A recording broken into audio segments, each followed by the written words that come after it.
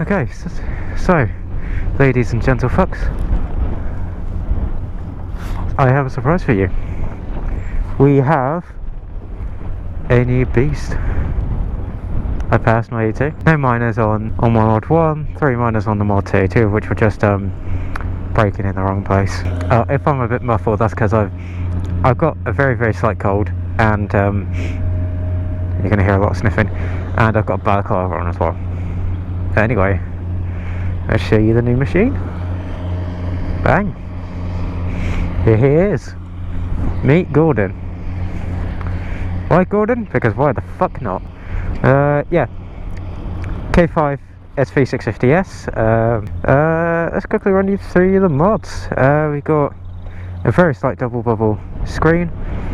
It's basically opaque, you can't see through it. Obviously all the stickers and stuff make it go a bit faster. Flush mount indicators that have been pushed out a little bit to give a bit more visibility. Not quite so happy, so I'm probably going to put some LED strips there to act as indicators instead. We go down here. We have got reflective rim tape that's blacked out. It will reflect white. Basically most things down here are stock, apart from the steel braided brake lines, which are a race setup. Really nice. And then we've got some urban pads in here, same guys that do Brembo stuff. It's the same factory. This thing's fucking dirty. Got Bridgestone BT23s. They're quite nice. They're old tyres, but they are well, they're not. These tyres aren't old, it's just an old design. You could go for better stuff, but for me, pretty good. Got RNG bobbins. MZS, which is a random German brand from eBay. Not eBay, sorry. Amazon. Shorty levers. I'm not quite sure if I like them. They do the job, certainly, but they're just not quite as nice. That's going to get swapped out for a black brake lever. That one's getting swapped out for a black shifter. Shortened Scorpion exhaust, gone down from a massive 450 bazooka, came out to about here, all the way down to this nice 300. Steel braided brake line. On the back, in case you wanted to know, we went for Hell brake lines. Hell on the front, sorry, and then I can't remember what brand it was on the back. It was a British brand. Stainless exhaust and everything. This needs to be cleaned up again. This side case was completely munted, so yep. And then you've got just a nice tail tidy. So what's planned on this? Well, lowers on it because I don't mind the bikini look, but I much prefer the full fairing look. Obviously the indicators I mentioned. Might get a taller screen. Definitely going to get rid of these mirrors and get some bar mirrors. The bar mirrors that I have, that I was going to put on here, was shit. So I'm just on the lookout for better ones. If you can find me like the sort of CRG Arrow ones that can also fold in, that'd be lovely. If you could give me a link for those, that'd be awesome of you. Swap out the exhaust. Not quite sure what to go for. I am thinking of going for a, oh, forgot to mention, grab rubber delete, and then it's also got an immobilizer in it. Probably going to go for either a Pipeworks exhaust or go for a Lextech XP10, I think it is, or GR Moto exhaust. Replace this tank pad with a nicer Puig one, get some tank grips, maybe do some pinstriping along it because I think it'll look quite nice with some black pinstriping. Upgrade the fork springs at some point because they're quite good. Oh, another thing I forgot, this has got a ZX10 shock in it. It's probably just a touch too firm at the moment, so I'll soften the damping at some point. Probably swap over the, I'll get sprayed with grass, probably swap over the heated grips to some new ones, get nicer, more flush indicators. I do have an integrated tail light in this, but didn't pass MOT and my dad really fucking hates it, so just to appease him I've got the stock ones on for now. Do a full pillion delete, so get rid of the, I'll get a seat cowl and do an exhaust hanger. It's not that loud, to be honest. It's like a pretty moderate noise, to be honest. It has got the baffle in. Oh, the baffle out is not too different actually. Yeah, it's quite nice, to be honest with you. Not overly loud. It's just a nice sort of simple plain noise. I've also got a one pod gimbal that I'm trying out. I've had it for a couple of years now. I've just literally never used it. Not quite as illustrious of a review as I wanted, but unfortunately it's just going to have to do for now, because I want to show you guys this bike. Still staying on. I do like my way of securing it. 5 cable ties.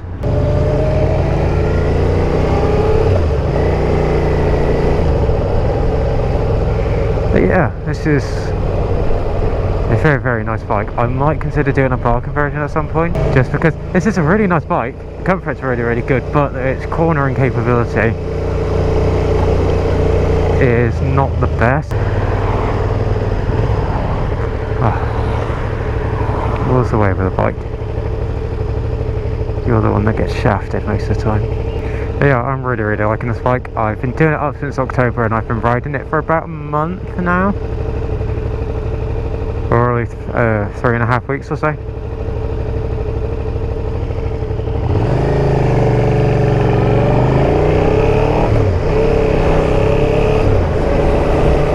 Just having that immediate torque is amazing to me. And it's like, as I'm so used to, even on a 125, even though you do pull away quite quickly most of the time, it's not quite as nice as being able to pull away as quickly as you do on this. Sometimes that immediate power is a little bit too much, but it's like just doing it around town.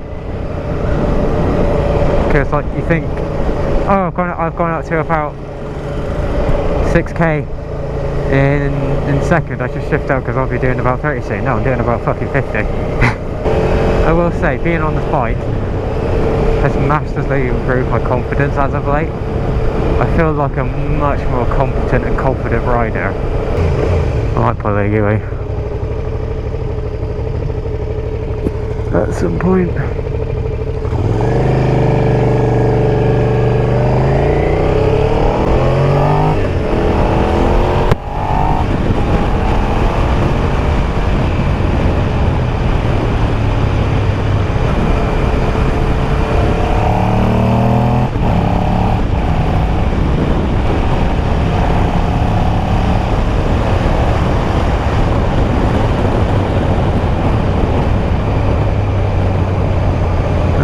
Because I haven't been around this little bit of road for a couple of months.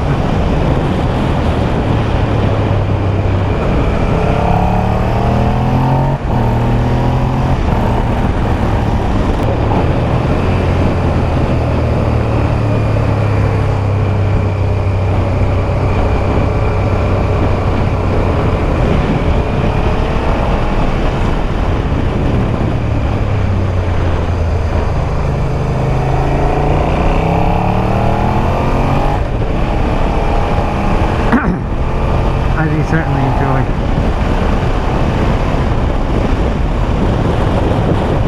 riding semi-aggressively.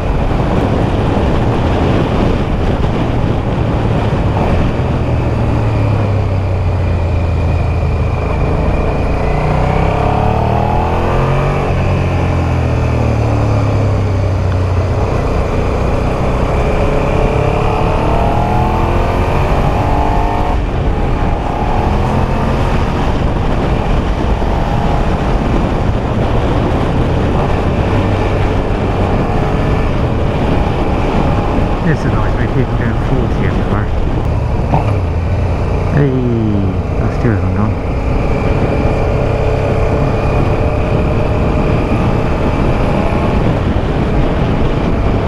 Ah, we've got someone with an actually decent pace.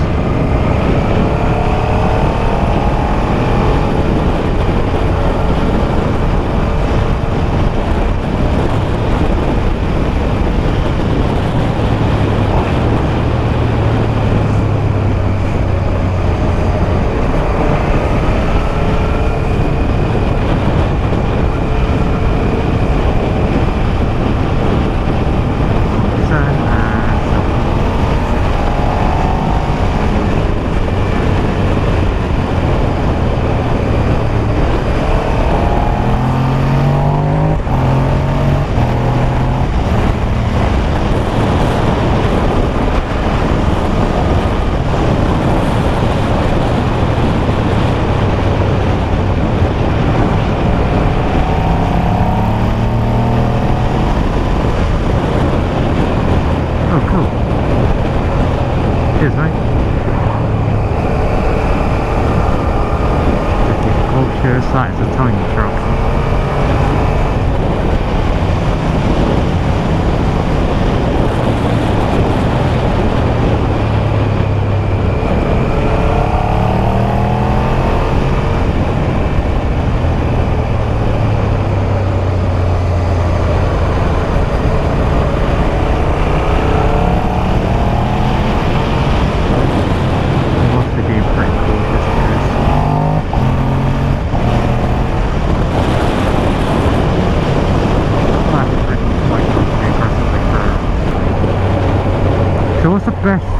What's the worst aspect about this bike? Well, best aspect is 100% the torque.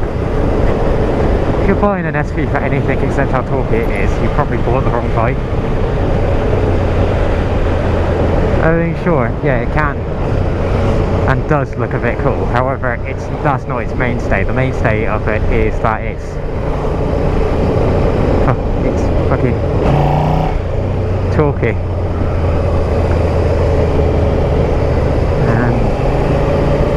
The worst bit about this bike is probably the availability of good ones. This was about 850 quid for this one, and it wasn't in the best of nick. It's like Scott Wheeler was installed completely wrong. Engine outers were a bit mucky, was draining battery massively. I think the main cause of that was the immobiliser and the fact that it had been sitting around for about a year. And then after we picked it up in October, it sat around barely getting started whilst we were working on it. A lot of it was just that it was an unskilled mechanic being given the task to sort it, because it was obviously a young lad. His parents are not bikers, so he had unfortunately had no mentoring about maintenance, mechanics and all that. Would I recommend this bike as a beginner bike? Fuck no. If you've got the option to literally start on any bike, start on a 250 or even a 125 if you can. If you learn to put over the 125, then do it.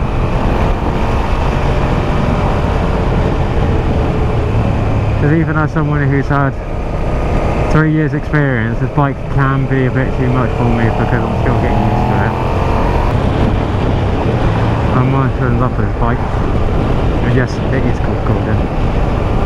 I like unusual names for bikes. I really do. It's like my 50 was called the Red Bastard, or the Red Baron, whichever you prefer. I have Kryson, obviously. Oh, he went for a bit of a fucking double white overtake. And then we've got, what was it? Brian, which was the R125. Then I had Shitfoot, which was the Black CD. Now I've got Gordon. I think once I've done a few more bits to it, it's going to be just about perfect. I definitely wouldn't stop modifying it. I never do with bikes. I'm always looking at stuff. It's like on the MT, I was looking at doing a cafe project on it.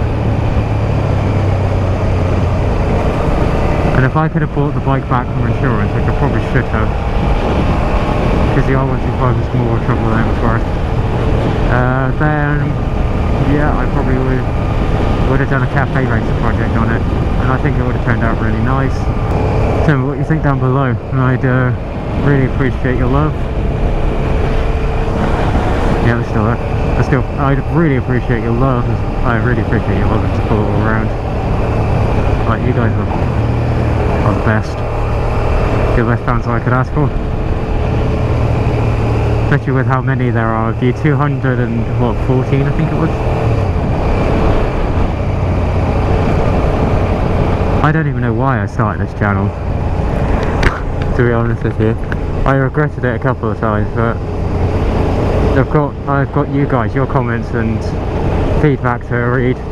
That I like seeing all you guys interacting with everything. I like you guys telling me what your thoughts on what's going on in the video, and I like my videos getting shared around, so then I can say hi to more of you. I really do enjoy making videos, and I apologise that I haven't as of late. I seriously do hope you guys have a good day, and thank you very much for watching. I'll catch you later, my dudes. Love you all.